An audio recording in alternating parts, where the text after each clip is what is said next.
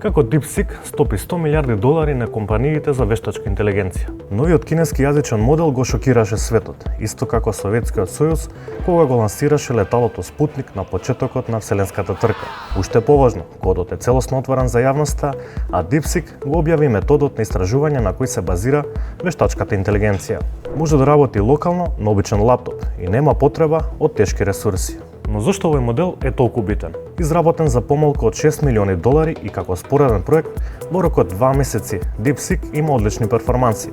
DeepSeek ја менува трката за вештачката интелигенција со нов принцип кој не бара екстремни ресурси.